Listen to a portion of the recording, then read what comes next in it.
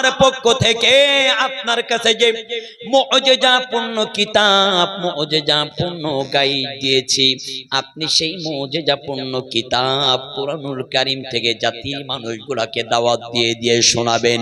আপনি জাতির মানুষগুলোকে হিদায়াতের জন্য এই কুরআনুল কারীমের দাওয়াতটা পৌঁছায় দিবেন। কারণ আমি আপনাকে এই পৃথিবীর জমিনে কোরআনের দাওয়াত পৌঁছানোর মাধ্যম দিয়ে অসভ্য মানুষগুলোকে সভ্য করবার জন্য, বর্বরতার যুগের মানুষের হিদায়াতের জন্য, ওই সময়ের মধ্যে পৃথিবীর এমন কোন জঘন্যতম খারাপ কাজ ছিল না, সেই সময় হতো না।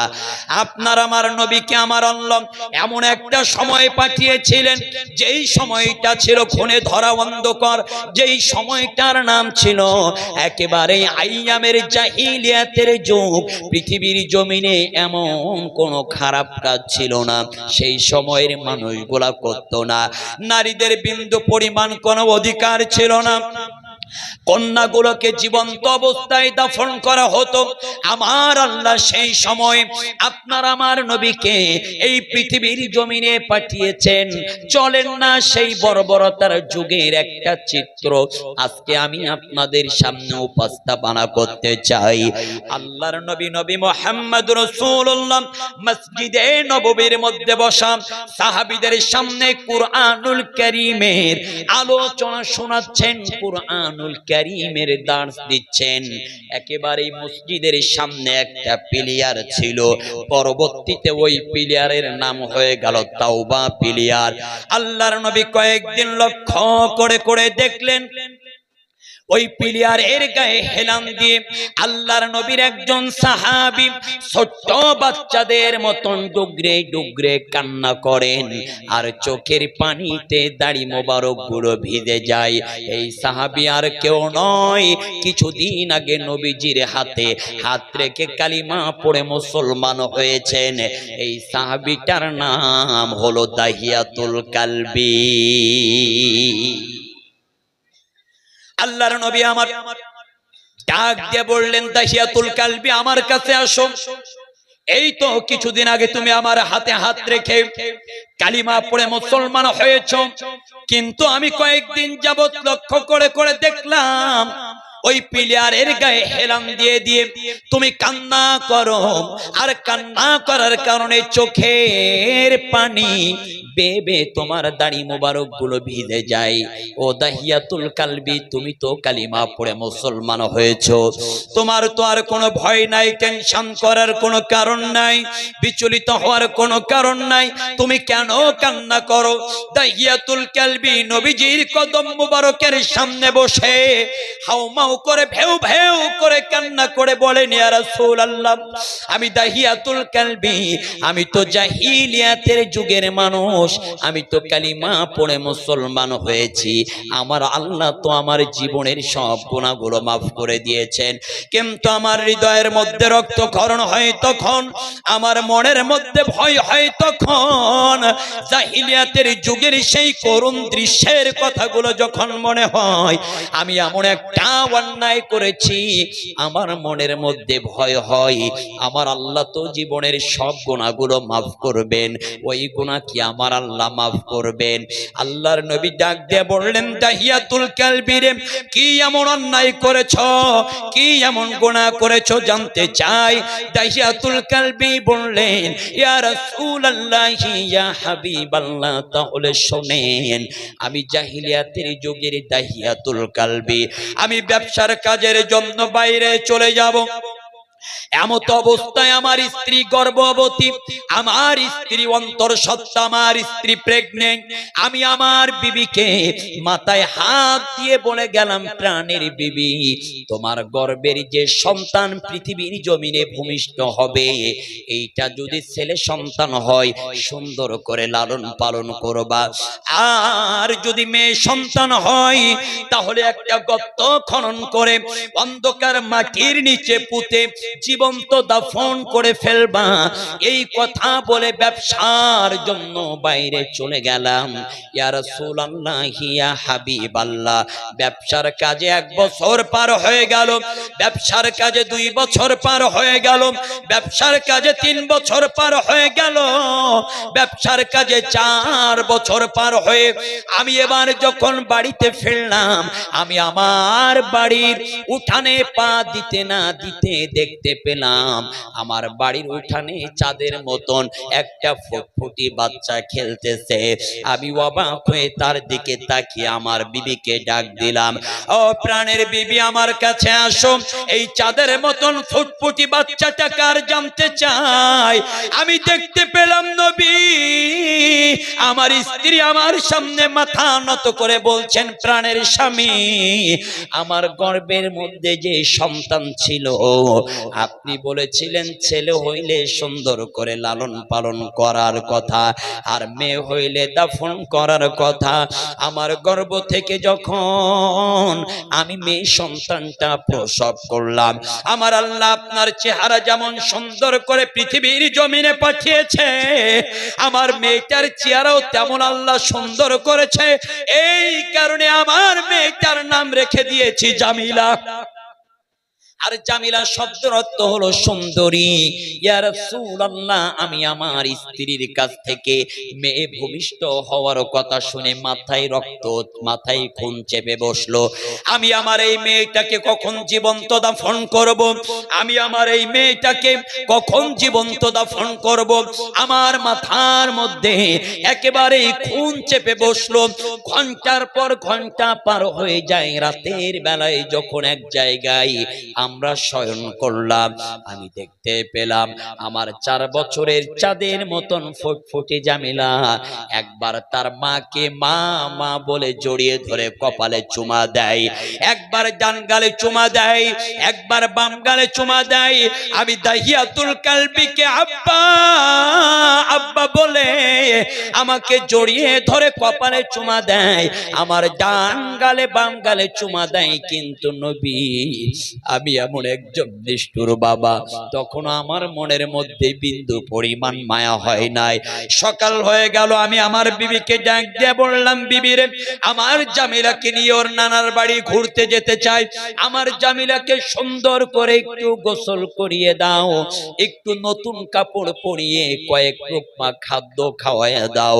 আমার জামিলার গোসল করিয়ে নতুন কাপড় পরিধান করিয়ে কয়েক লোকমা খাদ্য খাওয়ায় পৃথিবীর সবচাইতে নিরাপদ জায়গা আমি বাবা আমার হাতে আমার 4 বছরের জামিলাকে তুলে দেওয়া হলো। আমার জামিলার হাতখানা ধরে মরুভূমির উত্তপ্ত বালুর উপর দিয়ে হাঁটা শুরু করলাম। কিছু দূর হাঁটতে না হাঁটতে প্রচন্ড সূর্যের তাপ আমার মাথায় লেগে শরীর থেকে রক্ত পানি হয়ে ঘামগুলা বাহির হচ্ছে, আমার ঘামে সমস্ত শরীরগুলা ভিজে যাচ্ছে। আমি দেখলাম আমার 4 বছরের জামিলা তার নতুন কাপড় দিয়ে দিয়ে আমি দাহিয়াতুল কালবির ঘামগুলা মুছে দিচ্ছে। ইয়া রাসূলুল্লাহ, ইয়া হাবিবাল্লাহ, আমি এমন একজন নিষ্ঠুর বাবা, তখনও আমার মনের মধ্যে বিন্দু পরিমাণ কোন মায়া জন্ম নিল না। আমার মেয়েটা বারবার করে ডেকে ডেকে বলছে, বাবা আর কত দূর আমার নানার বাড়ি, কত দূর গেলে আমার নানার বাড়ি যেতে পারবো? আমি বললাম, আর একটু সামনে গেলে। কিছু দূর পথ অতিক্রম করলাম, একটা নির্জন জায়গায় অবস্থান করলাম। এবার আস্তে আস্তে গর্ত খনন করা শুরু করে দিলাম। আমার মেয়েটা ডাক দিয়ে বলে, বাবা গর্ত খোঁড়ো, কারণ কি? বলল, মা গর্ত খোঁড়া হয়ে যাক, পরে বুঝতে পারবা। ইয়া রাসূলুল্লাহ, আমি যখন গর্ত খননের কাজ করছিলাম, ওই বালুর কচি গুলা আমার দাড়ি আর চুলে লেগে গেল, পাথরের কোনা গুলা আমার দাড়ি আর চুলে লেগে গেল। আবার 4 বছরের জামিলা হাত দিয়ে দিয়ে সুন্দর করে করে পরিষ্কার করে দেয়। তখন আমার মনের মধ্যে বিন্দু পরিমাণ মায়া জন্ম নিল না। গর্ত খনন করা হয়ে গেল, আমার জামিলাকে ডাক দিয়ে বললাম, মারে এই দেখ গর্তের মধ্যে কি দেখা যায়।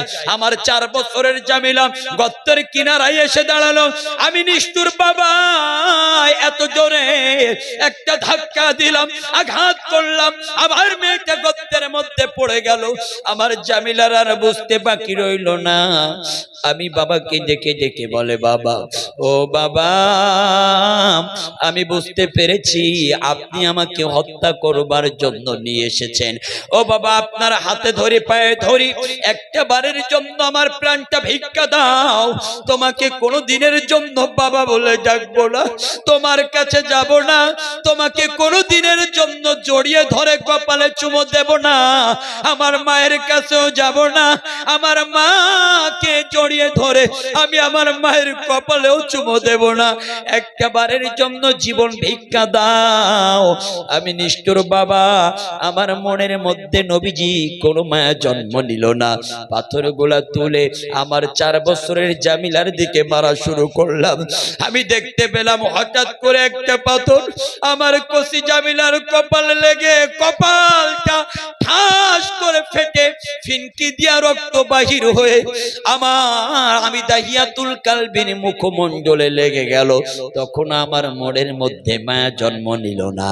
আমি এবার পাথর দিয়ে দিয়ে আমার মেয়েকে হত্যা করে আমার মেয়েটাকে জীবন্ত দাফন করেছি। ইয়া রাসূলুল্লাহ, আমি ওই প্লেয়ারের হেলান দিয়ে কান্না করি, কারণ আমার আল্লাহ আমার জিন্দগির সব গুনাহগুলো মাফ করে দিবে, কিন্তু আমার জীবন্ত মেয়েকে হত্যা করেছিলাম, আমার আল্লাহ কি আমার মাফ করবে? ও নবী, আমি যখন একাকী থাকি আর নীরবে থাকি, আমার কানের মধ্যে সেই আওয়াজটা ভেসে আসে, আব্বা তুমি আমারে মাইরো না, আব্বা তুমি আমারে মাইরো না। আমি এমন একজন নিষ্ঠুর দাহিয়াতুল কালবি।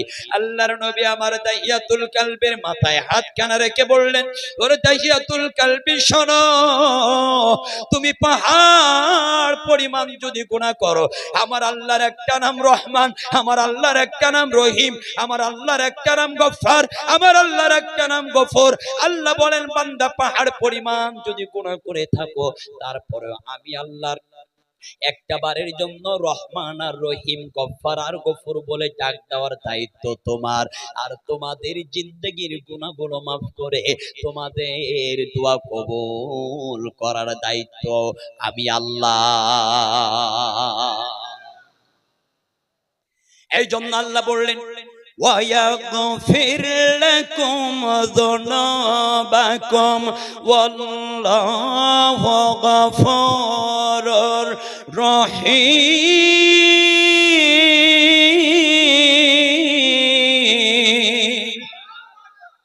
আল্লাহ বলছে, বান্দা গুনাহ করেছো, আমি আল্লাহ তো গফফার, আমি আল্লাহ তো গফুর, মাপ চেয়ে দেখো না, মাপ চাওয়ার দায়িত্ব তুমি বান্দা তোমাদের, আর আমি আল্লাহ তোমাদের জিন্দেগির গুনাহগুলো মাফ করতে দেরি করি না। জোরে বলি সুবহানাল্লাহ। আল্লাহকে একবার ডাক দিবেন, একবার ডাক দিবেন আল্লাহকে, আল্লাহ আপনার ডাক 100 বার শুনবে। একবার ডাক দেন না আল্লাহ, আরো জোরে বলি আল্লাহ।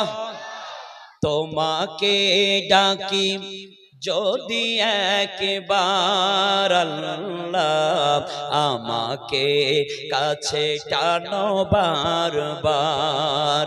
তোমাকে ডাকি যদি একবার আল্লাহ, আমাকে কাছে টানো বারবার। যদি পথ ভুলে যাই আমাকে দিও ঠাঁই, যদি পথ ভুলে যাই আমাকে দিও ঠাঁই, দিও দিশা এইটুকু আবদার আল্লাহ, আমাকে কাছে টানো বারবার। দুনিয়ার বুকে আমি এক মুসাফির, বুনে যাই প্রতিদিন গুনাহের জাল। স্বপ্নেরা দল বেঁধে রাতে করে ভিড়, আসবে কি কাঙ্ক্ষিত সোনালি সোনালি সকাল, দুনিয়ার বুকে আমি এক মুসাফির, বুনে যাই প্রতিদিন গুনাহের জাল, স্বপ্নেরা দল বেঁধে রাতে করে ভিড়, আসবে কি কাঙ্ক্ষিত সোনালি সকাল, হয়ে গেলে পেরেশান ও আমার রহমান, হয়ে গেলে পেরেশান ও আমার রহমান, জিকিরে হতে দিও একাকার আল্লাহ, আমাকে কাছে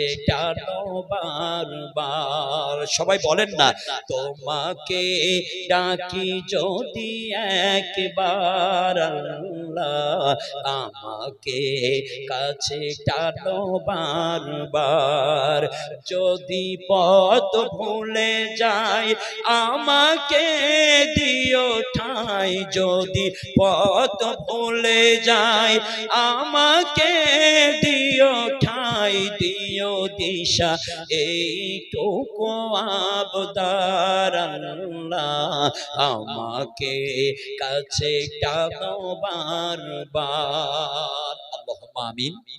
সবাই বলেন আল্লাহুম্মা আমিন। সূরা আল ইমরান 164 নম্বর আয়াত ভালো করে বুঝবেন। লাকাদ মান্নাল্লাহু আলাল মুমিনিনা ইয বা'আসা ফীহিম রাসূলা।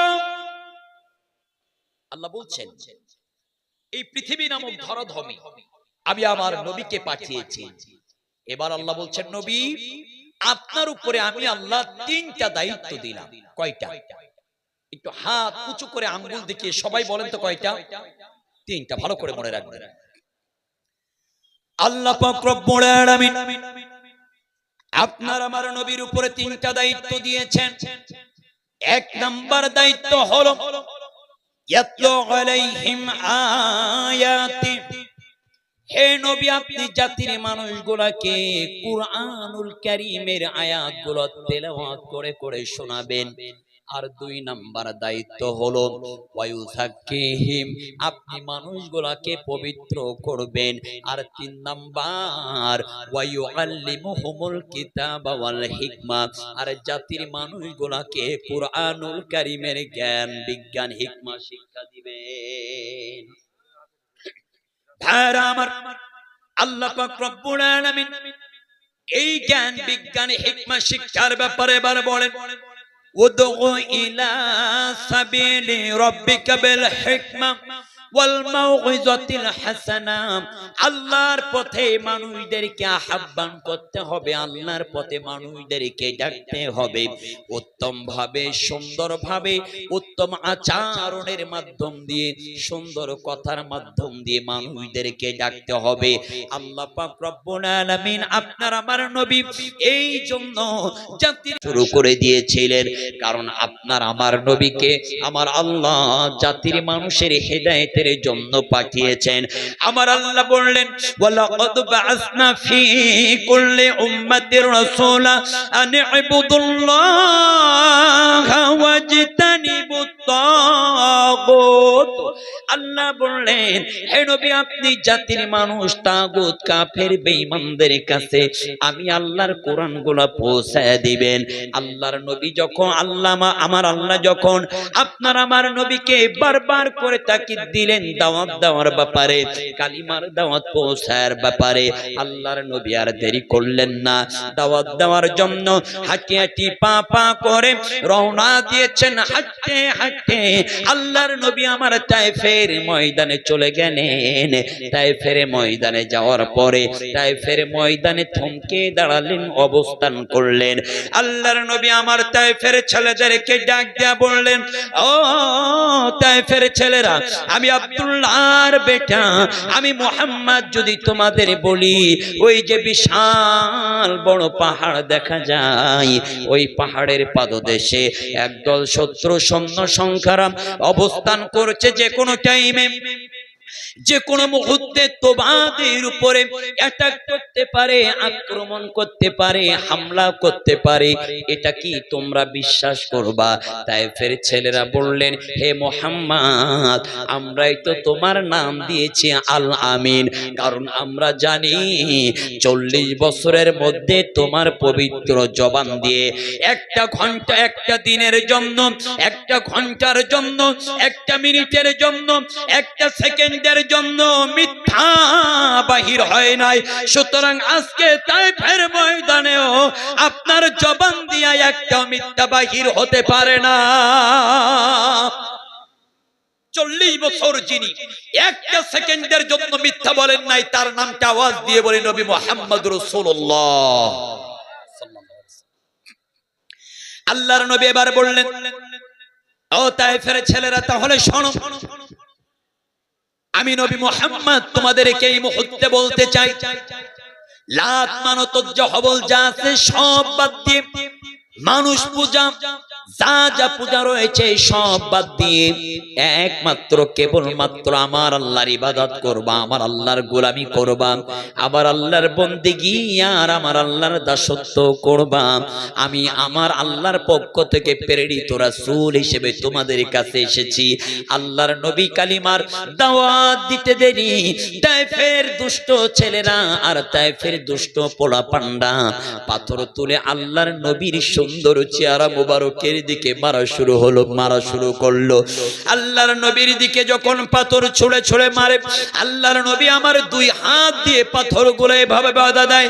আল্লাহর নবীর একজন সাহাবী তায়েফের ছেলেদেরকে ডেকে ডেকে বলল, ও তায়েফের ছেলেরা, এত কেন নিষ্ঠুর হও? এত নিষ্ঠুর হও না।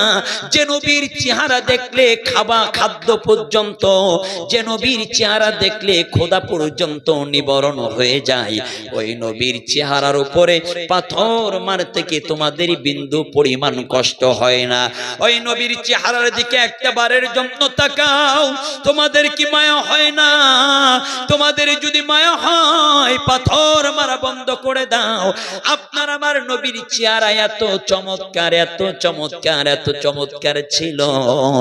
আল্লাহর নবীর সাহাবীরা বলতেন, আমরা যখন নবীর চেহারার দিকে অপলক দৃষ্টিতে তাকিয়ে থাকতাম, তখন আমাদের খোদাগুলো নিবারণ হয়ে যেত। কেমন ছিল আপনার আমার নবীর চেহারা? দীর্ঘ 10 বছরের খাদেম রাসূল হযরত আনাস রাদিয়াল্লাহু তাআলা আনহু আল্লাহর নবীর কদম মুবারকের কাছে আসলেন, ও নবী, আমি চাই আপনি একদিন আমার বাড়িতে মেহমান হয়ে যাবেন। আল্লাহর নবী বললেন, আনাস রে, ঠিক আছে, তোমার দাওয়াত গ্রহণ করলাম। আল্লাহর নবী আমার আনাসের বাড়িতে যেই দিন গেলেন, যেই সময়টা গেল, ওই সময়টা ছিল রাতের বেলা, আবার ওই সময়টা ছিল পূর্ণিমার রাত। আল্লাহর নবী আমার আনাসের জীর্ণ শীর্ণ কুঠিরের মধ্যে অবস্থান করতেছেন। এমত অবস্থায় কোন একটা কাজের জন্য আনাসের বৃদ্ধ আম্মা ঘরের মধ্যে প্রবেশ করলেন। তখন পর্যন্ত আনাসের বৃদ্ধ আম্মা পৃথিবীর জমিনে বেঁচে ছিল। এই আনাসের বৃদ্ধ আম্মার নাম হলো উম্মে সুলাইম। এক ঘরের মধ্যে চলে গেল, আল্লাহর নবীর চেহারা মোবারক দিকে অপলক দৃষ্টিতে তাকিয়ে থাকলো। ঘর থেকে উম্মে সুলাইম বৃদ্ধ মানুষ একটা লাফ দিয়ে আল্লাহর আসমানের পূর্ণিমার চাঁদের দিকে তাকালেন। অপলক দৃষ্টিতে চাঁদের দিকে কিছুক্ষণ তাকিয়ে থাকার পরে আবার ঘরের মধ্যে চলে গেলেন। আল্লাহর নবীর চেহারা মোবারকের দিকে তাকালেন, আবার বাইরে এসে পূর্ণিমার চাঁদের দিকে তাকালেন, আবার ঘরের মধ্যে গিয়ে নবীজির চেহারার দিকে তাকালেন, আবার বাইরে এসে পূর্ণিমার চাঁদের দিকে তাকালেন। এই দৃশ্যখানা হযরত আনাস লক্ষ্য করলেন। আনাস ডাক দিয়ে বললেন, মা, ও মা, অনেকক্ষণ যাবত লক্ষ্য করে করে দেখলাম, তুমি একবার ঘরের মধ্যে যাইয়া নবীর চেহারা দেখো, আর একবার বাইরে এসে পূর্ণিমার চাঁদের দিকে তাকাও। এর কারণটা কি, এর রহস্যটা কি আমি জানতে চাই। আনাসের বৃদ্ধ আম্মা উম্মে সুলাইম ডাক দিয়ে বললেন, বাবা আনাস, তুমি কি লক্ষ্য করে দেখো না? তুমি তাকিয়ে দেখো আল্লাহর আসমানের দিকে। ওই আল্লাহর আসমানে পূর্ণিমার চন্দ্র উদিত হয়েছে। ওই পূর্ণিমা পূর্ণিমার চাঁদের দিকে তাকাও রে আনাস, ওই পূর্ণিমার চাঁদের মধ্যে কালো কালো দাগ রয়েছে, ওই পূর্ণিমার চাঁদের মধ্যে কলঙ্ক রয়েছে, কিন্তু তোমার ঘরের মধ্যে তোমার যে মেহমান, ওই মেহমানের চেহারার মধ্যে বিন্দু পরিমাণ কোনো দাগ নাই। কত চমৎকার চেহারা, কত চমৎকার চেহারা। আপনারা জানেন পৃথিবী যত সৌন্দর্য দুইটা ভাগে ভাগ, তার মধ্যে এক ভাগ দিয়েছেন আল্লাহর পয়গম্বর হযরতে ইউসুফ আলাইহিস। ইউসুফ আলাইহিস সালাম ছিলেন অনেক সুন্দরতম একজন মানুষ। ইউসুফের সময়ের একজন মহিলা যার নাম হলো জুলাইখা, ইউসুফের চেহারা দেখে ইউসুফের প্রেমে পাগল হয়ে গিয়েছেন। জুলাইখা প্রেমে মশগুল, যখনই সবাই পায় আর জুলাইখা গান গায়, দিলে বড় জ্বালা রে পাঞ্জাবিওয়ালা। মিশরের নারীরা বলছে কি ব্যাপার, জুলাইখা ইউসুফের জন্য পাগল হয়, কারণ কি, ইউসুফের মধ্যে কি এমন আছে? কানাঘুষা শুরু করে দিয়েছেন। জুলাইখা বলছে দেখতে চাও কি আছে? অমুক দিন ময়দানে আসো যুবতী নারীরা চলে আসলেন, সব নারীদেরকে কাতারবদ্ধ করে লাইন দাঁড় করিয়ে হাতে একটা করে আপেল আর একটা করে ছুরি ধরিয়ে দিয়েছেন। ইউসুফ আলাইহিস সালামকে হাজির করেছেন। হাজির করার পরে ইউসুফ আলাইহিস সালামের দিকে মিশরের নারীরা যখন তাকিয়েছে, জুলাইখা বলছে হাতের ছুরি দিয়া এবার আপেলটা কাটো। মিশরের নারীরা হাতের ছুরি দিয়ে ইউসুফের দিকে তাকিয়ে হাতের আপেল কাটতে গিয়ে কখন যেন তাদের হাতের আঙ্গুল কেটে ফেলেছে, মিশরের যুবতী নারীরা বুঝতে পারে নাই। আম্মা জান আয়েশা বলেন, ইউসুফের চেহারা দেখে মিশরের যে সকল নারীরা হাতের ছুরি দিয়ে আপেল কাটতে গিয়ে হাতের আঙ্গুল কেটে ফেলেছিল, ওই নারীরা যদি এই যুগে এসে আল্লাহর নবীর চেহারা একবারের জন্য দেখতো, তাহলে আল্লাহর কসম তারা হাতের ছুরি দিয়ে আপেল কাটতে কাটতে আঙ্গুল নয়, তারা তাদের কলিজা পর্যন্ত কেটে ফেলে দিত। চমৎকার চেহারা। চাঁদের চেয়ে সুন্দর আমার প্যারা রাসূল, তার রূপেতে ধন্য হলো তামাম নিখিল কুল, তার রূপেতে ধন্য হলো তামাম মানব কুল। কি চমৎকার চেহারা। তায়েফের ময়দানে আল্লাহর নবীর দিকে যখন পাথর ছুঁড়ে মারা শুরু করে দিয়েছেন, আল্লাহর নবী আমার দেখে দেখে বলছে এত চমৎকার চেহারায়, ও তায়েফের দুষ্ট ছেলেরা তোমরা পাথরগুলো মারো কিভাবে? আল্লাহর নবীর দিকে যখন বৃষ্টির মতন পাথর মারা শুরু হচ্ছে, নবীজি আমার দুই হাত দিয়ে পাথরগুলো এভাবেই বাধা দিচ্ছেন। জিব্রাইল চলে এসেছেন, ইয়া রাসূলুল্লাহ একটা বারের জন্য অনুমতি দেন, গোটা তায়েফের জমিনটা আমি রণ্ড ভণ্ড করে দিতে চাই। আল্লাহর নবী আমার বললেন, জিব্রাইল আমার আল্লাহ কি তোমারে পাঠিয়েছে? জিব্রাইল বলেন, না, আপনার কষ্ট আমি জিব্রাইল সহ্য না করতে পেরে আমি নিজেই চলে এসেছি, আপনি অনুমতি দেন। আল্লাহর নবী বললেন, জিব্রাইল দরকার নাই, যদি গোটা তায়েফের জমিনটা লন্ড ভন্ড করে দাও, তাহলে আমি পরবর্তীতে কাদের কাছে কালিমার দাওয়াত দেব। কত বড় দয়ার নবী, কত বড় মায়ার নবী। একের পর এক বৃষ্টির ফোঁটার মতন পাথর ছড়ে ছড়ে মারে। আল্লাহর নবী আমার কয়েকবার জমিনের মধ্যে লুটিয়ে পড়লেন। তায়েফের কোনো একটা দুষ্ট ছেলের পাথর আল্লাহর নবীর বাম পায়ের বাম হাঁটুতে লাগলো। নবীজির বাম পা দিয়ে দর দর করে করে রক্তগুলা বাহির হয়।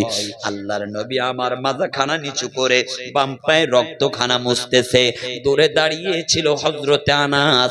আনাস দৌড় দিয়ে নবীজির কাছে আসলেন, ডাক দিয়া বললেন, ইয়া রাসূলুল্লাহ, ইয়া হাবিবাল্লাহ, আপনি কি দিন প্রতিষ্ঠার চাইতে, কালিমার দাওয়াতের চাইতে আপনার রক্তকে কি আপনি বেশি মহব্বত করেন? আপনি কি আপনার রক্তকে বেশি ভালোবাসেন?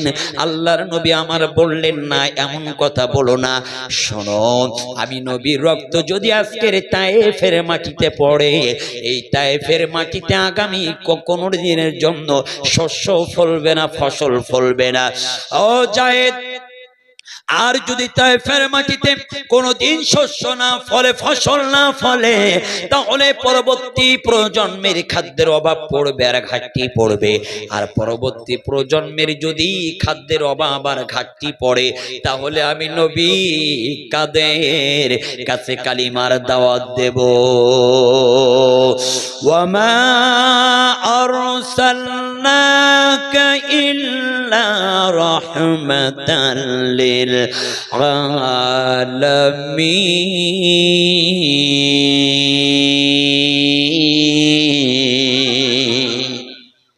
কি দয়া, কি মায়া আপনার আমার নবীর মধ্যে দিয়েছেন। তায়েফের দুষ্ট ছেলেদের পাথরের আঘাতে আল্লাহর নবী জমিনের মধ্যে কয়েকবার লুটিয়ে পড়েছেন, বেহুশ হয়েছেন। আল্লাহর নবীর পোষা ছেলে হযরতে যায়েদ রাদিয়াল্লাহু তাআলা আনহু আল্লাহর নবীকে ডাক দিয়ে বলেন, নবী এখানে আর থাকার দরকার নাই, চলেন আমরা বাড়িতে চলে যাই। আল্লাহর নবী বাড়ি যাওয়ার জন্য উঠে দাঁড়িয়েছেন, কিন্তু নবীজির এত পরিমাণ পাথর মেরেছে, আল্লাহর নবীর দাঁড়ানোর মতন কোনো শক্তি নাই। দাঁড়ানোর সাথে সাথে আবার জমিনের মধ্যে পড়ে গেল। হযরতে যায়েদ বুঝতে পেরেছেন নবী হাঁটতে হাঁটতে বাড়িতে যেতে পারবে না। যায়েদের সেনার সাথে আল্লাহর নবীর সেনাখানা লাগিয়ে যায়েদের বাহুর উপরে আল্লাহর নবীর মাথাখানা রেখে হাঁটি হাঁটি পা পা করে বাড়িতে চলে গেলেন। নবীজির জীর্ণ শীর্ণ কুটিরের মধ্যে আল্লাহর নবীকে শুয়ে দেওয়া হলো। আল্লাহর নবীর চারটা কন্যাদেরকে খবর দেওয়া হলো। আল্লাহর নবীর চারটা কন্যা জয়নাব, কুলসুম, রুকাইয়ার মা ফাতিমাতুজ জোহরা, চারটা কন্যা সন্তান যখন হাজির হয়ে গেলেন, এই আলোচনাটার মধ্যে একটা ইন্টারেস্টিং আলোচনা, সেইটাও হলো, আপনারা তো জীবনে অনেক বক্তার বক্তৃতা শুনেছেন, অনেক আলোচকের আলোচনা শুনেছেন, আজকে শোনেন না আল্লাহর নবীর চারটা কন্যার রহস্য। আল্লাহর নবীর কন্যা জয়নাব, রুকাইয়া, কুলসুম আর মা ফাতিমাতুজ জোহরা, আল্লাহর নবীর যখন প্রয়োজন হতো জয়নাবকে ডাক দিত, জয়নাব একটু আমার কাছে আসো। কুলসুমকে যখন ডাকার দরকার হতো বলতো, কুলসুম আমার কাছে আসো। রুকাইয়াকে যখন ডাকার দরকার হতো বলতো, রুকাইয়া আমার কাছে আসো। কিন্তু আল্লাহর নবী ফাতেমাকে যখন ডাক দিতেন, আল্লাহর নবী কখনো বলতেন না শুধু ফাতেমা আমার কাছে আসো। আল্লাহর নবী ফাতেমাকে ডাকার আগেই বলতেন মা, আর পরেই বলতেন জোহরা। আল্লাহর নবী বলতেন মা ফাতিমাতুজ জোহরা আমার কাছে আসো। মানে তিনটা মেয়ে, নামের আগে মাও বলতেন না, পরে জোহরাও বলতেন না। আল্লাহর নবীর কলিজার টুকরা কন্যা মা ফাতিমা, নামের আগে মা বলতেন আর পরে কি বলতেন? জোহরা বলতেন। মা কেন বলতেন আপনারা কখনো শুনেছেন? ফাতেমাকে মা কেন বলতেন জানেন? এর রহস্য কি জানেন? আর জোহরা কেন বলতেন এর রহস্য জানেন? চলেন রহস্যটা উন্মোচন করি। কষ্ট পাচ্ছেন না তো আপনারা? ভাইরা আমার, ফাতেমাকে আল্লাহর নবী কেন মা বলতেন? পাথরের আঘাতে যখন আল্লাহর নবী জর্জরিত, জয়নাবকে খবর দেওয়া হলো, রুকাইয়াকে খবর দেওয়া হলো, কুলসুমকে খবর দেওয়া হলো। জয়নাব, রুকাইয়ার, কুলসুম হাজির হয়ে গেলেন। মা ফাতিমাতুজ জোহরার একটু আসতে দেরি হয়ে গেল। আসার পরে জয়তুনের তেল নিয়ে আর একটা নেকড়া ভাঙ্গা নিয়া আল্লাহর নবীর মাথাখানা মা ফাতেমার ওর উপরে দিয়া জয়তুনের তেল দিয়া ক্ষত স্থানগুলো সুন্দর করে করে মুছে দেয়। আর চোখ দিয়ে টপ টপ করে করে পানি পড়ে। আর ফাতেমা আল্লাহর কাছে বিচার দেয়, জয়তুনের তেল দিয়া যখন নবীজির ক্ষত বিক্ষত স্থানগুলো পরিষ্কার করে দেয়, সমস্ত শরীরটা রক্তে রঞ্জিত হয়ে গিয়েছে। আল্লাহর নবী রক্তের সাথে নবীজির জুব্বা মুবারক গুলো লেগে গিয়েছে। মা ফাতিমাতুজ জোহরা জয়তুনের তেল নিয়া শরীরের কাপড় গুলা সরিয়ে সরিয়ে ক্ষত বিক্ষত জায়গা রক্ত গুলা মুছে দিচ্ছে। মাথা খানা আল্লাহর নবীর মাথা খানা ফাতেমার উরুর উপরে রাখা। আল্লাহর নবীর রক্ত গুলা যখন মুছে দিচ্ছে, আল্লাহর নবী তখন একটু আরাম পাচ্ছেন। রক্ত গুলা যখন মুছে দিচ্ছেন, আল্লাহর নবী তখন একটু আরাম পাচ্ছেন। এমত অবস্থায় আল্লাহর নবীর একটু হালকা কাঘুম মতন চলে আসলো, একটু ঝিমটি ঝিমটি ভাব আসলো।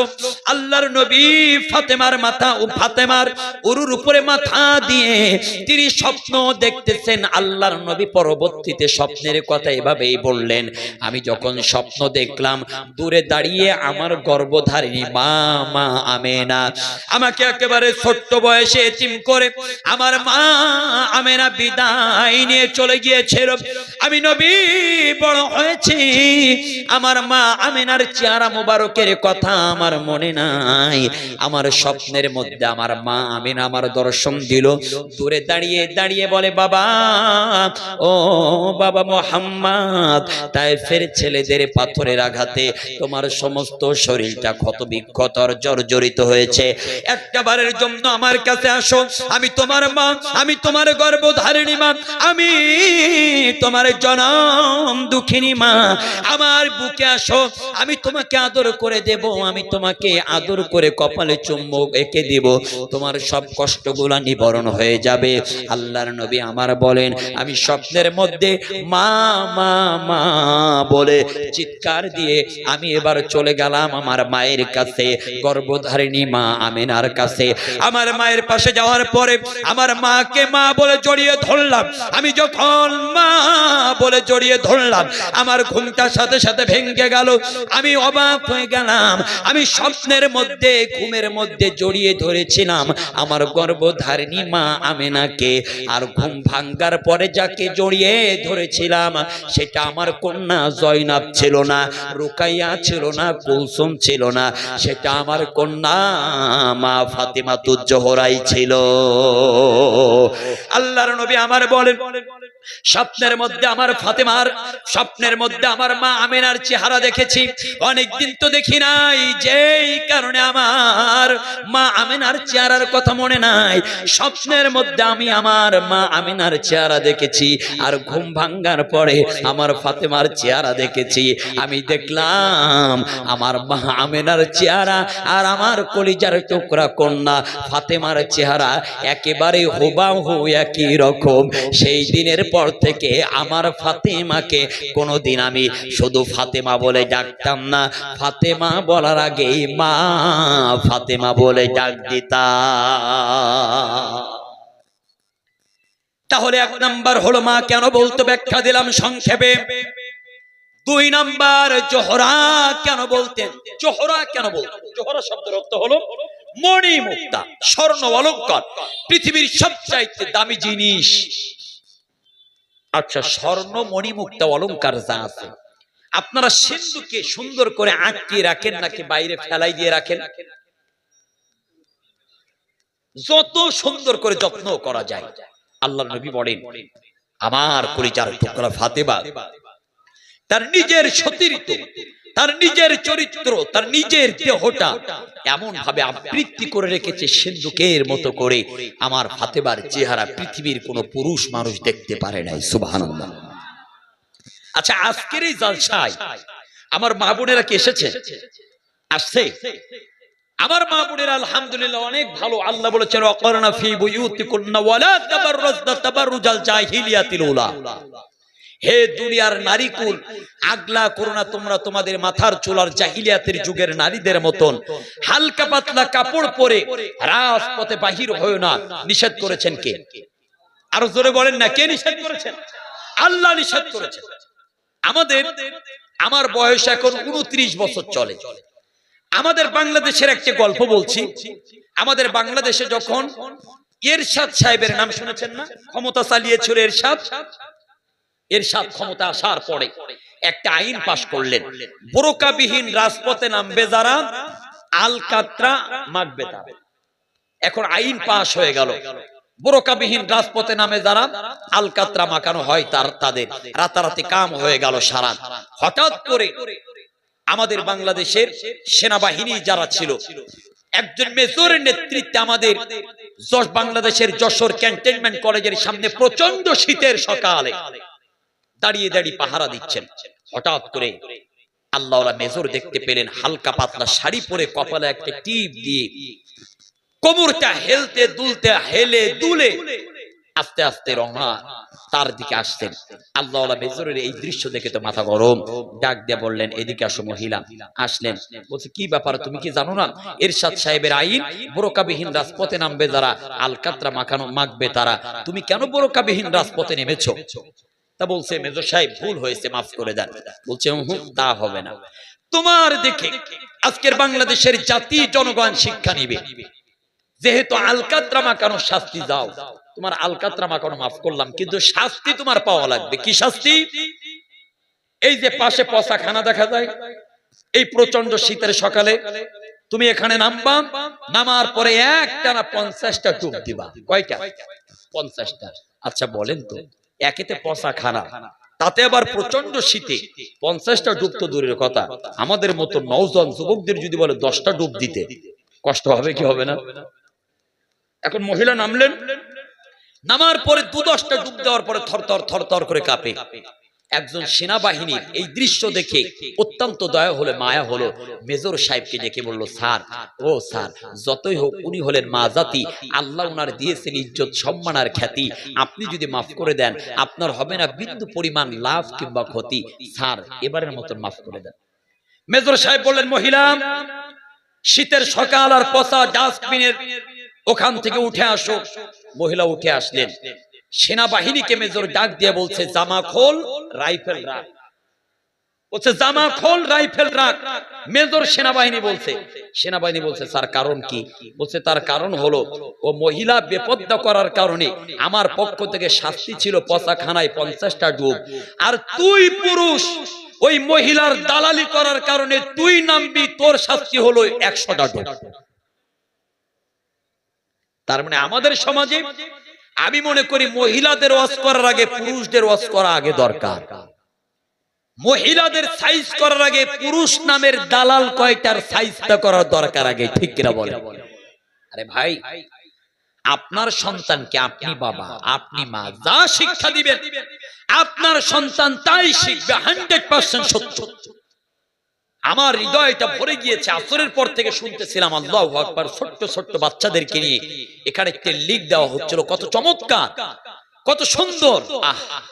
আল্লাহ ওই সকল বাচ্চাগুলোকে ইসলামের জন্য কবুল করুক। মা ও বাবা, আপনাদেরকে বলছি আপনার সন্তানকে যা শিক্ষা দিবেন আপনার সন্তান তাই শিখবে, আপনার সন্তানকে যা শিক্ষা দিবেন আপনার সন্তান তাই শিখবে। এই কথা বলতে গিয়ে একটা উদাহরণ গল্প না দিলেই নয়। এখন আমাদের সমাজের মা বোনেরা তো অনেক স্টাইলিশ মডার্ন আছে না নাই? স্টাইলিশ আর মডার্ন। এখন একটা বিয়ে বাড়িতে বেড়াইতে গেছে, একটা ছোট্ট বাচ্চা হয়েছে, বাচ্চাকে নিয়ে সবার সামনে বাচ্চাটা বলছে, মা আমি একটু প্রস্রাব করব। কি করব? প্রস্রাব করব। মডেলিং মা তো স্টাইলিশ মা, যাই মানুষজনের সামনে প্রস্রাব করার কথা বলিস, আমার প্রেস্টিজ স্পন্সর হয়, খবরদার মানুষজনের সামনে প্রস্রাব করার কথা বলবি না। এরপর থেকে তোর যখনই প্রস্রাব লাগবে আমার কানের কাছে এসে বলি, মা আমি একটু গান শোনাবো। কি শোনাবো? গান শোনাবো। শিক্ষা দিচ্ছেন কে? মা শিখিয়ে দিয়েছেন। এখন যখনই প্রস্রাব লাগে মার কানের কাছে বলে, কাজ মিটায় নাই। যখনই প্রস্রাব লাগে মার কানের কাছে বলে, কাজ মিটায় নাই। কিছুদিন পরে ঘুরতে গেছে নানার বাড়িতে। আচ্ছা বলে, নানা আর নাতি এর চাইতে মধুর সম্পর্ক পৃথিবীতে আর কিছু আছে? নানা বলছে, নাতি বহুত দিন পরে আসছে, আজকের নানা নাতি দুইজন একসাথে ঘুমাবো। আচ্ছা ঠিক আছে।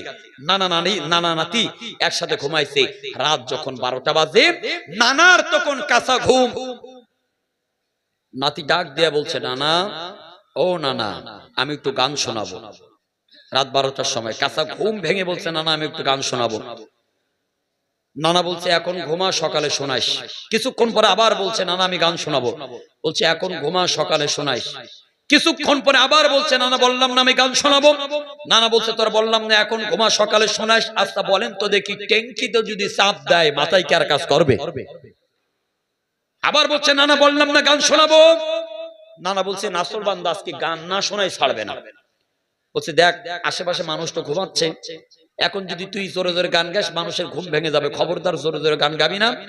আমার কানের কাছে এসে আস্তে আস্তে গান গাবি। এখন মা যা শিক্ষা দিয়েছে নাতিও তাই শিক্ষা অর্জন করে নানার কানটা টেনে ধরে মেশিনটা নানার কানের কাছে লাগে, এটাই হলো শিক্ষা।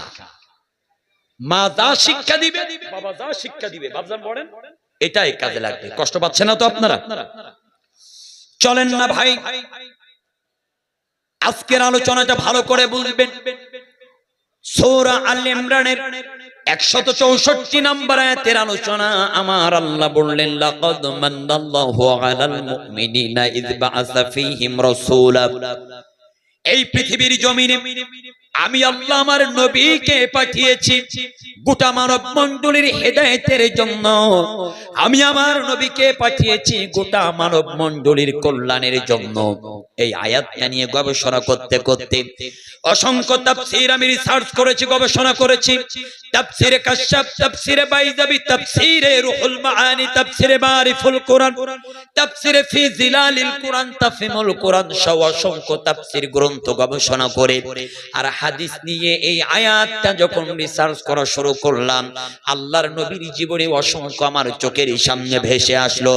তার মধ্যে আজকে 5টা গুণাবলী আপনাদের সামনে উপস্থাপনা করতে চাই। আল্লাহর নবীর জীবনের গুরুত্বপূর্ণ 5টা গুণাবলী।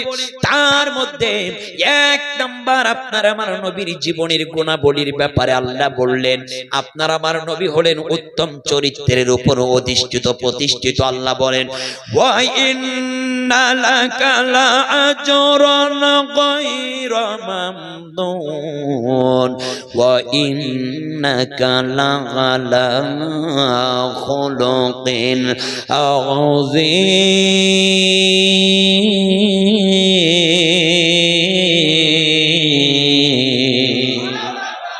আল্লাহ বলছেন, নবী আমি আপনাকে মহান অশেষ একটা নিয়ামত দিয়েছি।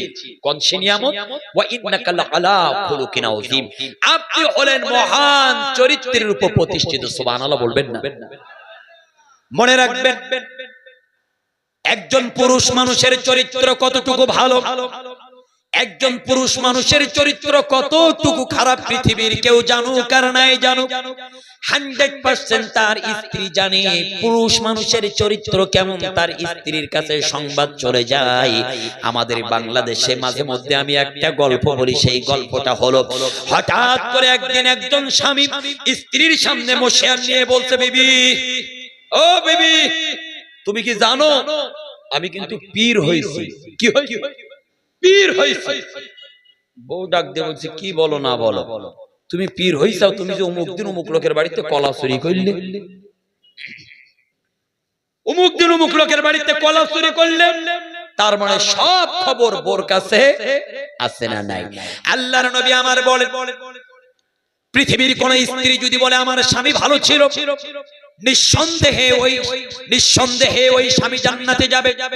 আবার কোন স্বামী যদি বলে আমার স্ত্রী ভালো ছিল, তাহলে ওই স্ত্রী নিঃসন্দেহে যাবে।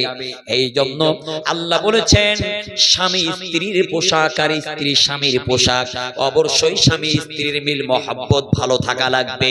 আমার বলার মূল উদ্দেশ্য হলো আল্লাহর নবীর চরিত্র কেমন ছিল জানার জন্য আল্লাহর নবীর একজন সাহাবীরা আম্মা জান আয়েশার কাছে হাজির হয়ে গেলেন। আম্মা জান, আল্লাহর নবীর চরিত্র কেমন ছিল জানতে চাই। আম্মা জান আয়েশা বললেন, আমার নবীর সাহাবীরা শোনো, আমার আল্লাহ পাক রব্বুল আলামিন আমার নবীর উপরে কোরআনুল কারীম দিয়েছেন, আর গোটা কোরআনুল কারীমটাই হলো আমার নবীর চরিত্র। তাহলে 5টা গুণাবলীর মধ্যে সংক্ষেপে বলছি। 1 নাম্বার গুণাবলী হলো আপনার আমার নবী উত্তম চরিত্রের উপর প্রতিষ্ঠিত। 2 নাম্বার, আপনার আমার নবীর হৃদয়টা ছিল অত্যন্ত নরম, অত্যন্ত কোমল। আমার আল্লাহ দলিল দিচ্ছেন, ফাবিমা রাহমাতিম মিনাল্লাহি লিনতা লাহুম। আমি আল্লাহর দয়ায় আমার নবীর মনটা অনেক নরম করে দিয়েছি।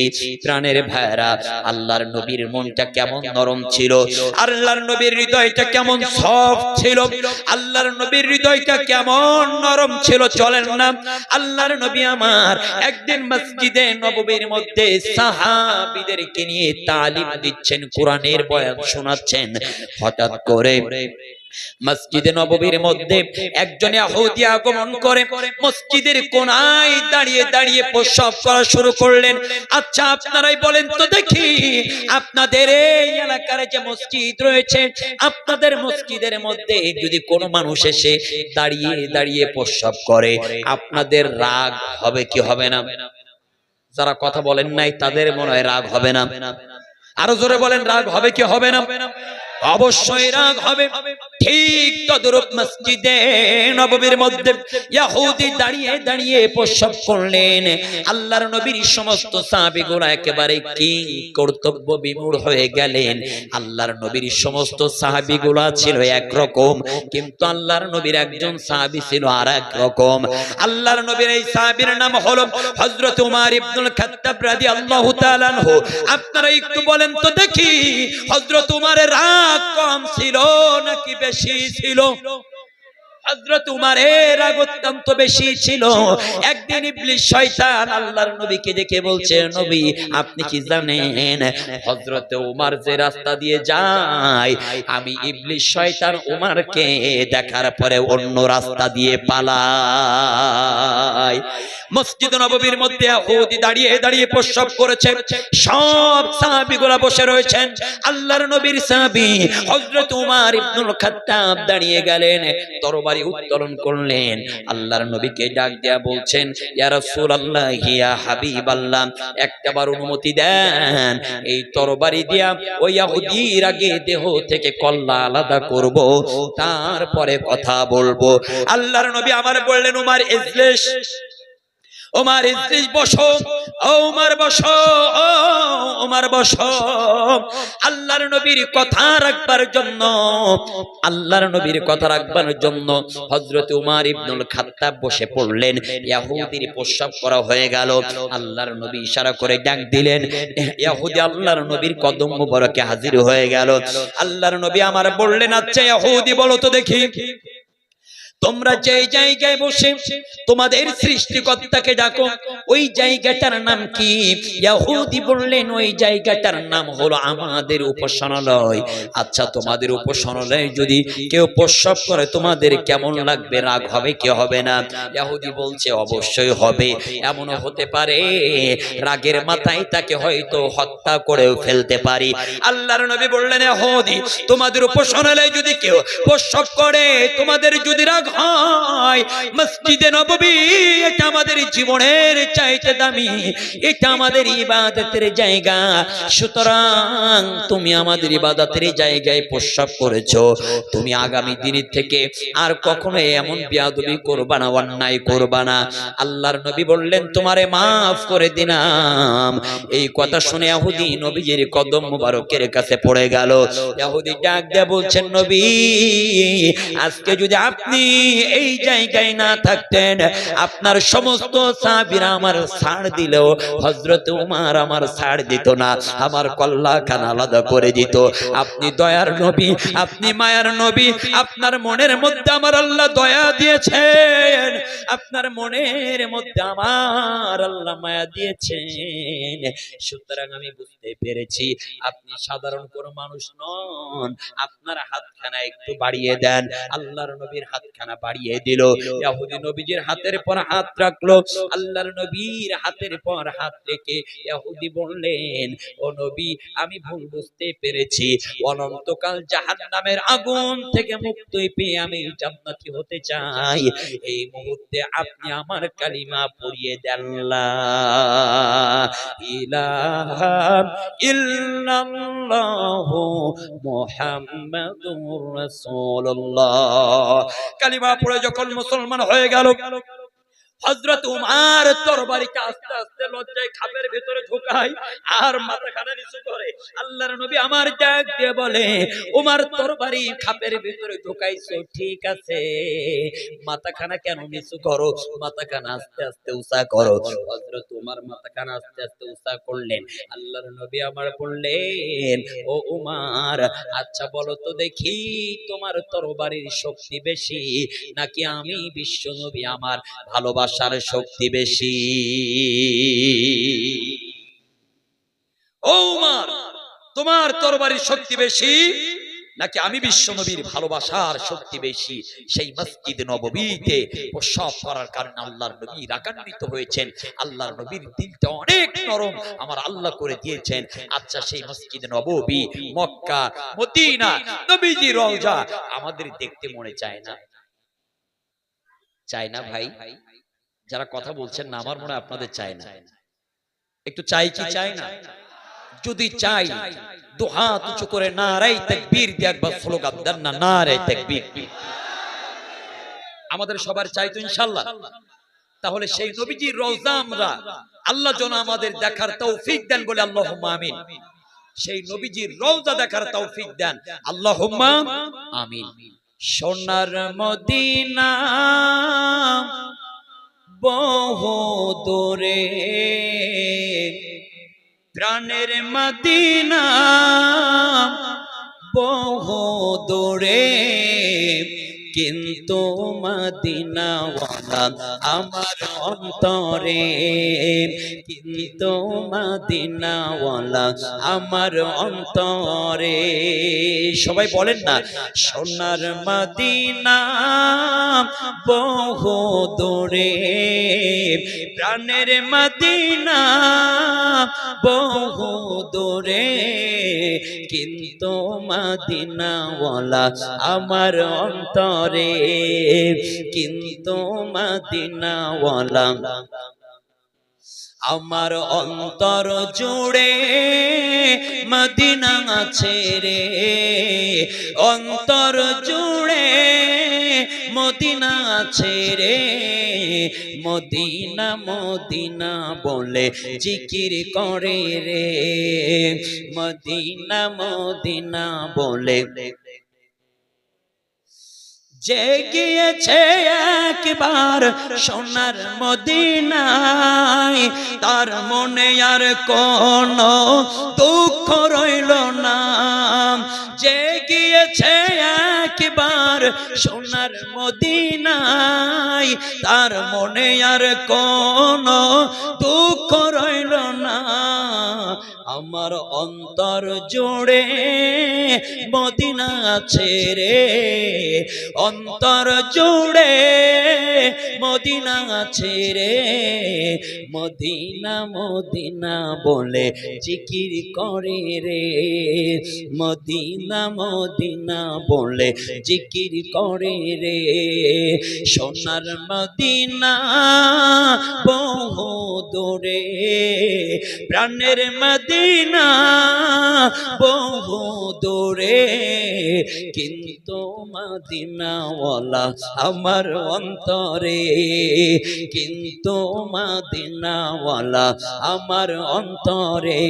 আমার অন্তর জুড়ে মদিনা আছে রে, অন্তর জুড়ে মদিনা আছে রে, মদিনা মদিনা বলে জিকির করে রে, মদিনা মদিনা বলে জিকির করে রে। আল্লাহ কবুল করে বলে আমিন। ভাইর আমার, কাম টু মাই পয়েন্ট। আল্লাহর নবীর 5টা গুণাবলীর মধ্যে 2 নাম্বার গুণাবলী সমাপ্ত করলাম। 3 নাম্বার গুণাবলী হলো আমার আল্লাহ বললেন, হে পৃথিবীর মানুষ শোনো, আমি আমার নবীকে পৃথিবীর সমস্ত মানুষদের জন্য আদর্শের মূর্ত প্রতীক বানালাম। 33 নাম্বার সূরা হাজবের 21 নাম্বার আয়াতে দলিল দিচ্ছেন, লাকাদ কানা লাকুম ফি রাসূলিল্লাহি উসওয়াতুন হাসানা। আল্লাহ বললেন পৃথিবীর মানুষেরা শোনো, তোমাদের জন্য নবী মুহাম্মাদের মধ্যে দিয়েছে উত্তম আদর্শ। আপনার আমার নবীর আদর্শের মধ্যে কোনো দুর্নীতি ছিল না, টেন্ডারবাজি ছিল না, চাঁদাবাজি ছিল না, খুন ছিল না, গুম ছিল না। এমনকি আপনার আমার নবী বিন্দু পরিমাণ কারোর সাথে অন্যায় করেন নাই, কারোর সাথে জুলুম করেন নাই। আল্লাহর নবী কারোর উপরে অবিচার করতেন না। এবার চলেন না একটু হাদিস বলি। আল্লাহর নবী আমার বলেন, মাজলুম ব্যক্তির চোখের পানি জমিনে পড়তে দেরি হয়, আল্লাহর দরবারে মাজলুম ব্যক্তির দোয়া কবুল হতে দেরি হয় না। অন্য আরেকটা হাদিসের মধ্যে এসেছেন, আল্লাহর নবী আমার বলেন, তিন শ্রেণীর মানুষের দোয়া আল্লাহর দরবারে 100% কবুল হয়ে যায়। এক নাম্বার হলো মুসাফিরের দোয়া। খবরদার ভাই, ভালো করে বুঝবেন, আমি বাংলাদেশ থেকে এসেছি আপনাদের কাছে, আজকে আমি মেহমান, আমি কিন্তু মুসাফির। আমার দোয়া আল্লাহ হয়তোবা কবুল করবেন। দুই নাম্বার হলো পিতা মাতার দোয়া আল্লাহ কবুল করবেন। আর তিন নাম্বার মাজলুমের দোয়া আল্লাহ কবুল করেন।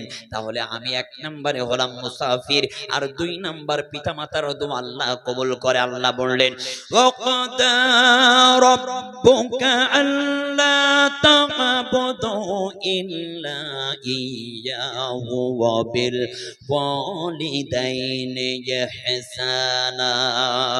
আল্লাহ বললেন, বান্দা শোনো, আমি আল্লাহর ইবাদত করবা, আর আমার ইবাদতের পরে তোমরা তোমাদের পিতামাতার সাথে নাফরমানি করবা না, পিতামাতার খেদমত করবা, পিতামাতার সাথে ভালো ব্যবহার করবা, পিতামাতার সাথে উত্তম ব্যবহার করবা। আল্লাহর নবী আমার বললেন, হুমা জান্নাতুকা ওয়া নারুকা, পিতামাতা তোমার জান্নাত আর পিতামাতা তোমার জাহান্নাম। নবীজি আমার হাদিস বলছেন, যদি কোনো সন্তান বাবা আর মাকে পেয়ে যায়, তাহলে তাদের জন্য জান্নাতের দুইটা দরজা খোলা। আবার যদি কোনো সন্তান বাবা আর মাকে পায়, তাহলে তাদের জন্য জাহান্নামের দুইটা দরজা খোলা। সাহাবীরা প্রশ্ন করলেন কারণ? আল্লাহর নবী আমার বললেন, শোনো, যদি কোনো সন্তান বাবা আর মার সঠিকভাবে খেদমত করতে পারে, তাহলে ওই সন্তানদের জন্য জান্নাতের দুইটা দরজা খোলা। আর বাবা মার সাথে যারা খারাপ ব্যবহার করবে, তাদের জন্য জাহান্নামের দুইটা দরজা খোলা। ও সরিষাদার যুবক ভাইরা, যাদের বাবা বেঁচে আছে, মা বেঁচে আছে, আমার যুবতী বোনেরা আপনাদেরকে বলছি, যাদের বাবা বেঁচে আছে আর মা বেঁচে আছে, হাতে ধরে পায়ে ধরে অনুরোধ করব, খবরদার বাবার সাথে মায়ের সাথে দুর্ব্যবহার করবা না। বাবার কাছে অন্যায় করেছো, মাপ চেয়ে নাও। মায়ের কাছে অন্যায় করেছো, মাপ চেয়ে নাও। বাবা মার সাথে অপব্যবহার, বাবা মার সাথে খারাপ ব্যবহার করবা না। আমি অনেক দেখেছি, আমার পৃথিবীতে অনেক হতভাগা সন্তান রয়েছে, কপাল পোড়া দুর্ভাগ্য সন্তান রয়েছে, যারা বাবার সাথে ভালো ব্যবহার করতে পারে না, যারা মায়ের সাথে ভালো ব্যবহার করতে পারে না। বাবার গলা ধাক্কান দিয়ে দিয়ে বাড়ি থেকে বের করে দেয়, মাকে গলা ধাক্কান দিয়ে দিয়ে বাড়ি থেকে বের করে দেয়।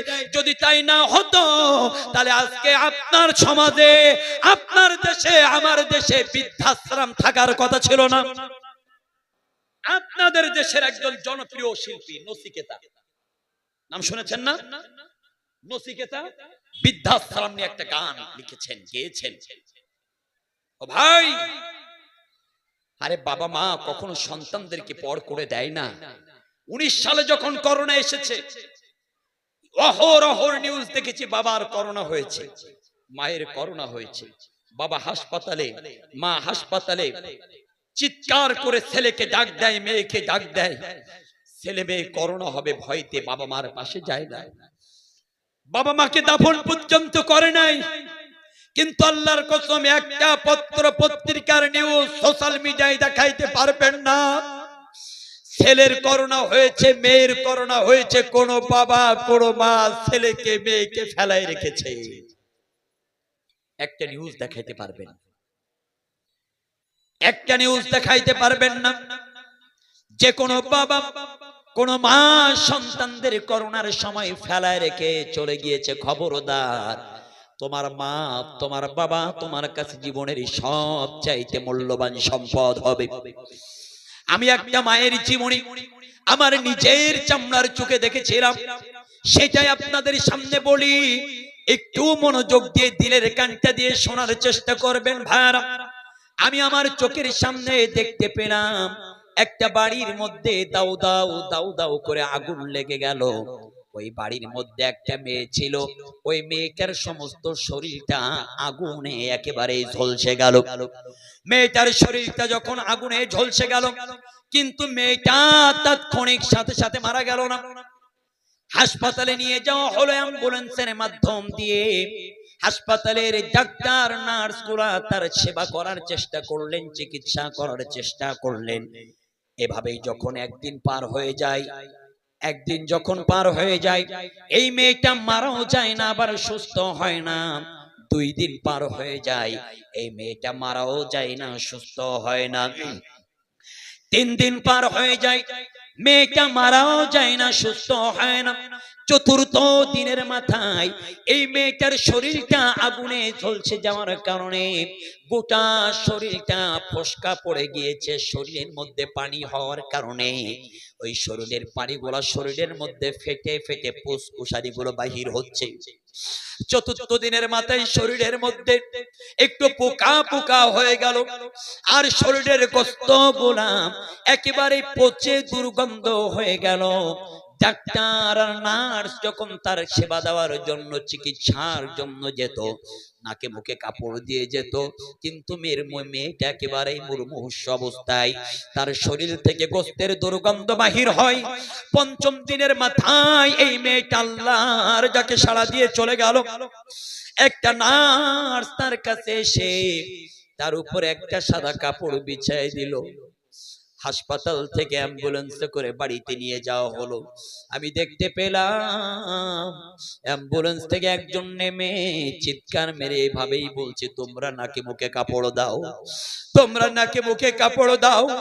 কারণ এই 5টা দিন তার শরীরটা আগুনে ঝলসে যাওয়ার কারণে তার শরীরটা, শরীরের গোশতগুলো একেবারেই পচে দুর্গন্ধ হয়ে গিয়েছে।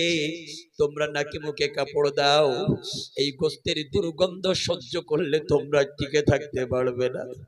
আমার চোখ বলে, আমার চোখে দেখেছিলাম ওই দিন সমস্ত মানুষ, আমরা সহ নাকি মুখে কাপড় দিয়েছিলাম। সবাই নাকি মুখে কাপড় দেওয়ার পরে অ্যাম্বুলেন্সের মধ্য থেকে সাদা সাদা কাপড় দেওয়া লাশখানা বের করলেন। আমি দেখলাম একজন মা হাউমাউ করে চিৎকার করে কান্না করতে করতে চলে আসলো। ওই মেয়েটার মুখের কাপড়টা সরিয়ে মা মা মা বলে চিৎকার মেরে জড়িয়ে ধরেছে। মা বলে যখন চিৎকার মেরে জড়িয়ে ধরে, জনম দুঃখিনী মা কপালে একটা চুমা দেয়। আমি দেখতে পেলাম মেয়েটার কপালের গোশত খসে খসে মায়ের ঠোঁটের মধ্যে লেগে যায়। ডান চোয়ালিতে চুমো দেয়, ডান চোয়ালির গোশতগুলা মায়ের ঠোঁটে লেগে যায়। বাম চোয়ালিতে চুমো দেয়, বাম চোয়ালের গোশতগুলো মায়ের ঠোঁটে লেগে যায়। আর বারবার করে ডাক দেয়া বলে, আমি তো তোর মা।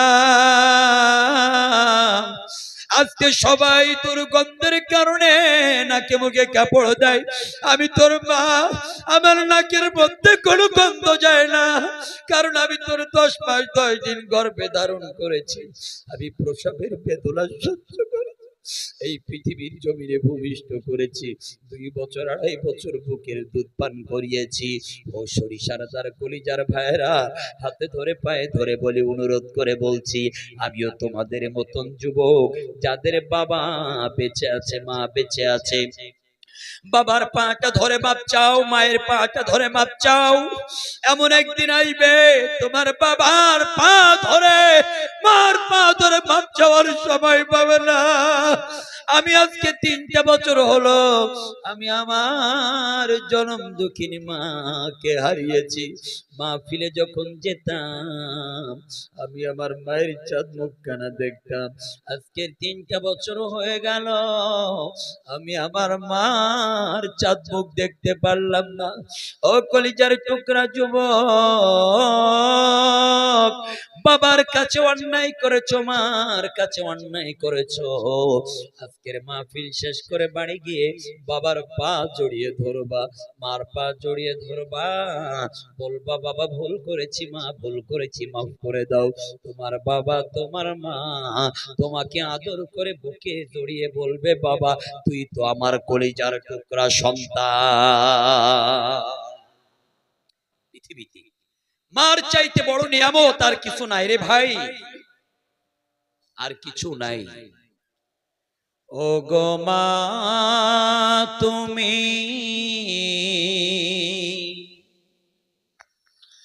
এ ধরনীর শ্রেষ্ঠ নিয়ামত,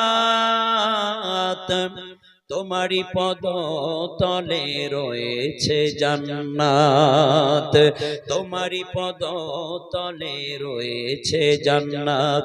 ও গো মা তুমি এ ধরনের শ্রেষ্ঠ নিয়ামত, তোমারি পদ তলে রয়েছে জান্নাত, তোমারি পদ তলে রয়েছে জান্নাত। এই পৃথিবী থাকতো গো ফুল পাখিহীন, এই পৃথিবী থাকতো গো মায়া মোহহীন, এই পৃথিবী থাকতো গো ফুল পাখিহীন, এই পৃথিবী থাকতো গো মায়া মোহহীন। যদি না পেত মায়ের, যদি না পেত মায়ের মায়ারি হাত, যদি না পেত মায়ের মায়ারি হাত। ও গো মা তুমি এ ধরনের শ্রেষ্ঠ নিয়ামত, তোমারি পদ তলে রয়েছে জান্নাত, তোমারি পদ তলে রয়েছে জান্নাত। বলে আমিন। সম্মানিত ভাইরা আমার, একটু দিলের কান্তি আলোচনাটা বুঝবেন। তিন শ্রেণীর মানুষের দোয়া আল্লাহর দরবারে 100% কবুল হয়। এক নাম্বার হলো মুসাফিরের দোয়া, দুই নাম্বার পিতামাতার দোয়া, আর তিন নাম্বার মাজলুমের দোয়া। মাজলুমের চোখের পানি আল্লাহর জমিনে পড়তে দেরি হয়, মাজলুমের দোয়া আল্লাহর দরবারে কিন্তু কবুল হতে দেরি হয় না। কেমন আল্লাহর দরবারে কবুল হয় চলেন না আলোচনাটা সামনের দিকে নিয়ে যাই। আল্লাহর নবী আমার মসজিদ নববীর মধ্যে কুরআনুল কারীমের সবচাইতে সুন্দরতম সূরা সূরা রহমান তেলাওয়াত করলেন, সমাপ্ত করলেন। মাঝখান থেকে একজন সাহাবী দাঁড়িয়ে বললেন ইয়া রাসূলুল্লাহ ইয়া হাবিবাল্লাহ, আপনি যদি দয়া করে আরেকটা বারের জন্য সূরা রহমানটা তেলাওয়াত করতেন, আপনার মুখ থেকে শুনে শুনে আমি সূরা রহমানের তেলাওয়াতটা মুখস্থ করে নিতাম। এই সাহাবী আর কেউ নন, এই সাহাবী হলো হযরতে আব্দুল্লাহ ইবনে মাসউদ। এই আব্দুল্লাহ ইবনে মাসউদ ছিল একজন মক্কার সামান্য রাখাল। ও প্রাণের ভাইরা, আব্দুল্লাহ ইবনে মাসউদের কথা বলতে গিয়ে একটা হাদিসের বর্ণনা না দিলেই নয়। আল্লাহর নবী আব্দুল্লাহ ইবনে মাসউদ সহ কয়েকজন সাহাবীরা খেজুর পাড়বার জন্য চলে গিয়েছেন। আল্লাহর নবী বললেন খেজুর গাছে কে উঠবে? আর আব্দুল্লাহ ইবনে মাসউদের এই মাজার থেকে দেহগুলো ছিল অনেক ভারী, আর পাগুলো ছিল একেবারে চিকনা চিকনা। আব্দুল্লাহ ইবনে মাসউদ গাছে উঠলেন। আল্লাহর নবীর একজন সাহাবী আল্লাহর নবীকে দেখে বলছেন নবী আপনি তাকান, আব্দুল্লাহ ইবনে মাসউদের পাগুলো একেবারে ছোট্ট ছোট্ট, কতটুকু দেখা যায়? আল্লাহর নবী বললেন শোনো, আমার আব্দুল্লাহ ইবনে মাসউদের মর্যাদা আমার কাছে এত বেশি, আমার কাছে আমার আল্লাহর কাছে অনেক বেশি। আর আমার আব্দুল্লাহ ইবনে মাসউদের ওই যে ছোট্ট ছোট্ট দুইটা পা দেখা যায়, হাসরের ময়দানে ওই পা পৃথিবীর সবচাইতে মানুষের পায়ের চাইতে মর্যাদা হয়ে যাবে। এই আব্দুল্লাহ ইবনে মাসউদ বলেন নবী একবার সূরা রহমান তেলাওয়াত করবেন, আপনার মুখ থেকে শুনে শুনে আমিও সূরা রহমানটা মুখস্থ করে নেব। আল্লাহর নবী আবার পড়লেন, আব্দুল্লাহ ইবনে মাসউদ মুখস্থ করলেন। সংক্ষেপে বলছি, কয়েকদিন পর আল্লাহর নবীর কাছে আব্দুল্লাহ ইবনে মাসউদ হাজির হয়ে গেলেন। ইয়া রাসূলুল্লাহ, ইয়া হাবিবাল্লাহ, একাকী সূরা রহমান পড়ে ভালো লাগে না, আপনি যদি অনুমতি দেন ওই কাবার চত্বরে যাইয়া আমি সূরা রহমানের তেলাওয়াত করতে চাই। আল্লাহর নবী বললেন, আচ্ছা ঠিক আছে যাও। এবার আব্দুল্লাহ ইবনে মাসউদ কাবার চত্বরে চলে যাওয়ার পরে কাবার গায়ে হাত দিয়ে সূরা রহমানের তেলাওয়াত শুরু করলেন। আবু জাহেল, উতবা, শাইবা, সেই সময়ের বড় বড় কাফেররা জানতে পেরে আবু জাহেলরা চলে আসলেন লোক লস্কর নিয়ে। আব্দুল্লাহ ইবনে মাসউদকে ডাক দিয়া বলছে, রে মক্কার রাখাল, তোর এত বড় কলিজা, এত বড় স্পর্ধা, মুহাম্মাদের কোরআন তুই আমাদের বাপদাদার বুকের উপরে বসে বসে পড়িস, দাঁড়িয়ে দাঁড়িয়ে পড়িস, তোর এত বড় স্পর্ধা, আজকের তোরে হায় নাই, তোর খবর আছে। আবু জাহেল বাম হাতখানা উঁচু করে আব্দুল্লাহ ইবনে মাসউদের বাম কানখানা ধরে ডান হাতখানা উঁচু করে আব্দুল্লাহ ইবনে মাসউদের ডান কানের উপরে আঘাত করেছে। হযরত আব্দুল্লাহ ইবনে মাসউদের ডান কান দিয়ে দরদর করে করে রক্ত বাহির হচ্ছে। প্রাণের ভাইয়ের আমার, আব্দুল্লাহ ইবনে মাসউদের ডান কান দিয়ে যখন রক্ত পড়ে, আব্দুল্লাহ ইবনে মাসউদ কানের উপরে হাত দিলেন। হাতখানা চোখের সামনে আনার পরে দেখলেন আব্দুল্লাহ ইবনে মাসউদের হাতখানা রক্তে রঞ্জিত হয়ে গিয়েছে। আব্দুল্লাহ ইবনে মাসউদ ডাক দিয়ে বললেন, আবু জাহেল শোন, আজকে তোর ক্ষমতা আছে, আজকে তোর পাওয়ার আছে, এই জন্য কোরআন বলার অপরাধে আমার একটা কানের তালা বাস্ট করে দিলি, আমার আল্লাহ যদি কোনোদিন সময় দেয় তাহলে আমি তোর দুইটা কানের তালা সেই দিন বাস্ট করে দেব,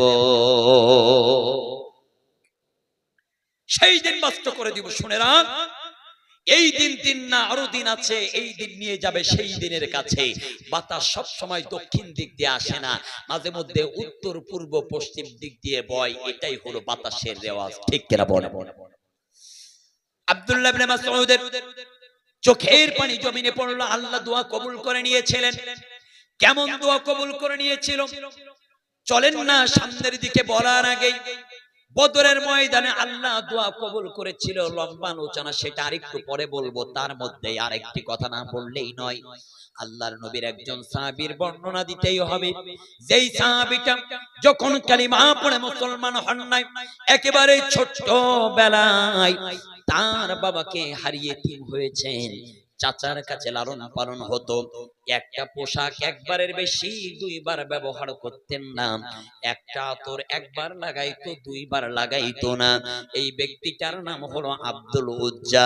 চাচার কাছে লালিত পালিত হতো, চাচার কাছে লালিত পালিত হতো। আব্দুল উজ্জা যখন যৌবনে পদার্পণ করলেন, 20 বছর বয়স যখন আব্দুল উজ্জার হয়ে গেল, একদিন আব্দুল উজ্জা চাচার কাছে হাজির হয়ে গেলেন। চাচা, ও চাচা, আপনি বলেন তো দেখি আব্দুল্লাহর বেটা মোহাম্মদ কেমন মানুষ? আব্দুল্লাহর বেটা মোহাম্মদ ভালো মানুষ নাকি খারাপ মানুষ? আব্দুল উজ্জা বললেন, ভাতিজা শোনো, আমি যতটুকু জানি মোহাম্মদের চাইতে এত ভালো মানুষ আসমানের নিচে আর জমিনের উপরে একজনও না। আব্দুল উজ্জা ডাক দিয়ে বললেন, চাচা, মুহাম্মদ যদি এত ভালো মানুষ হয় তাহলে আপনি কেন সেই মুহাম্মাদের ধর্ম কালিমা পড়ে মুসলমান হয়ে যান না? আপনি কেন কালিমা পড়ে মুসলমান হন না? চাচা, আমি এতদিন আচ্ছা চাচা, আমি এতদিন মনে করতাম আপনি কালিমা পড়ে মুসলমান হবেন অথবা আমরা দুইজন একসাথে কালিমা পড়ে মুসলমান হব। চাচা, আপনি যেহেতু কালিমা পড়ে মুসলমান হন নাই, চলেন না আমরা চাচা ভাতিটা দুইজন মিলে একসাথে কালিমা পড়ে মুসলমান হয়ে যাই। আব্দুল উজ্জাকে তার চাচা ডাক দিয়ে বলে, শোনো, এতক্ষণ যা বলেছ আমি আমার বাপ দাদার ধর্মের মুখের উপরে লাথি মেরে আমি আমার বাপ দাদার ধর্মের মুখের উপরে চুন কালি মেরে ওই মুহাম্মাদের নতুন ধর্ম গ্রহণ করতে পারবো না, এটা একেবারে অসম্ভব। আব্দুল উজ্জা বললেন, চাচা আপনি যদি কালিমা পড়ে মুসলমান না হতে পারেন সমস্যা নাই, আমি এই মুহূর্তে আব্দুল উজ্জা মুহাম্মাদের কালিমা পড়ে মুসলমান হয়ে গেলাম। চাচা ডাক দিয়ে বলে, চাচা ডাক দিয়ে বলে, ভাতিজা শোনো, ও ভাতিজা শোনো, তুমি মুহাম্মাদের কালিমা পড়ে মুসলমান হও, কোনো দুঃখ নাই, কোনো সমস্যা নাই, কিন্তু আমার সয় সম্পত্তির একটা কানা করে কিন্তু তুমি পাবে না। আব্দুল উজ্জা বললেন, আমার কোনো সয় সম্পত্তির দরকার নাই, আমি মুহাম্মাদের কালিমা পড়ে মুসলমান হয়েছি। এই বলে আব্দুল উজ্জা চলে যাচ্ছে। চাচা পিছন দিক দিয়ে ডাক দেয়, ভাতিজা দাঁড়াও। আব্দুল উজ্জা দাঁড়িয়ে গেল, বলছে, ভাতিজা তোমার পরনে এই যে কাপড়টা রয়েছে, এই কাপড়টাও তো আমার দেওয়া। এবার আব্দুল উজ্জাকে বলল, কাপড়টা খুলে ফেলো। আব্দুল উজ্জা কাপড়টা খুলে ফেললেন, আবার হাঁটা শুরু করলেন, আবার ডাক দিলেন, ও আব্দুল উজ্জা তোমার পরনে যে লুঙ্গিটা রয়েছে এটাও তো আমার দেওয়া, এটাও খুলে ফেলো। এবার চোখের পানি ছেড়ে দিয়ে আব্দুল উজ্জা কান্না করতে করতে ওই লুঙ্গিটাও খুলে ফেলে দিলেন। লজ্জা স্থান হাত দিয়ে ঢেকে হাঁটি হাঁটি পা পা করে মার কাছে চলে গেলেন। জনম দুঃখিনী মাকে ডাক দেয়, মা ও মা বাড়িতে আছো নাকি? মা বাইরে এসে দেখলেন একেবারে 20 বছরের তাগড়া নওজোয়ান আব্দুল উজ্জা উলঙ্গ অবস্থায় দাঁড়িয়ে রয়েছে। মা চোখের উপরে হাত দিয়ে বলল, বাবা তোমার এই অবস্থা কেন? আব্দুল উজ্জা বললেন, মা আমি মুহাম্মাদের কালিমা পড়ে মুসলমান হওয়ার কারণে আমার চাচা সব সয় সম্পত্তি থেকে বঞ্চিত করে আমার শরীরের কাপড় পর্যন্ত খুলে নিয়েছে। এবার মার কাছে ডাক দিয়ে বলে, মা